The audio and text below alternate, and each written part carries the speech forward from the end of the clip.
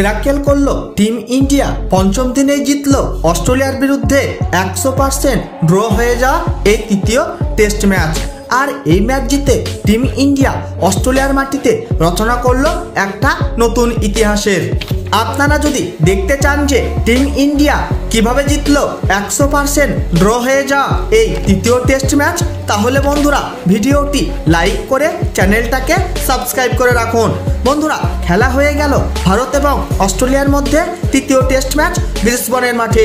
আর এই তৃতীয় টেস্ট ম্যাচে টসে জিতে টিম ইন্ডিয়ার অধিনায়ক রোহিত শর্মা প্রথমে বোলিং করার সিদ্ধান্ত নেয় এবং প্রথমে ব্যাটিং করতে এসে অস্ট্রেলিয়ার টিম করে ফেলল এই তৃতীয় টেস্ট ম্যাচের প্রথম ইনিংসে 445 রান 10 উইকেট হারিয়ে।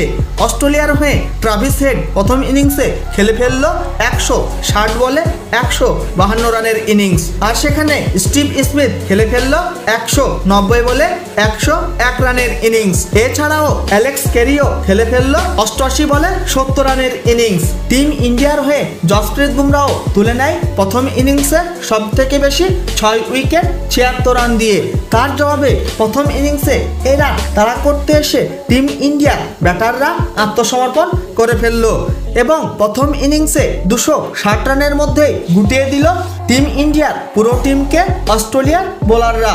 টিম ইন্ডিয়ার হয়ে প্রথম ইনিংসে কেএল রাহুল খেলে ফেলল 139 বলে 84 রানের ইনিংস।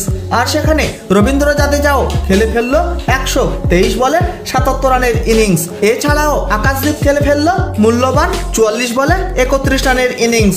অস্ট্রেলিয়ার হয়ে প্রথম ইনিংসে প্যাট কামিন্স তুলে নেয় 81 রান দিয়ে 4 উইকেট এবং মিচেল স্টার্কও তুলে নেয় 83 রান দিয়ে 3 উইকেট। তারপর দ্বিতীয় ইনিংসে অস্ট্রেলিয়ার ব্যাটাররা আত্মসমর্পণ করে ফেলল টিম ইন্ডিয়ার বোলারদের ভয়ঙ্কর বোলিংয়ের সামনে এবং অস্ট্রেলিয়া মাত্র 89 রানের মধ্যেই হারিয়ে ফেলল 7 উইকেট। আর এই তৃতীয় টেস্ট ম্যাচ জেতার জন্য টিম ইন্ডিয়ার প্রয়োজন ছিল 275 রানের।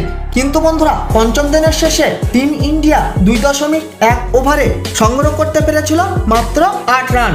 আর এইভাবে টিম ইন্ডিয়া এই হেরে যাওয়া ম্যাচ করে ফেলল ড্র।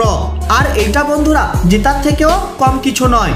বন্ধুরা, ভিডিওটি শেষ পর্যন্ত দেখার জন্য ধন্যবাদ জানাই। তাহলে দেখা হবে নেক্সট কোনো ভিডিওতে।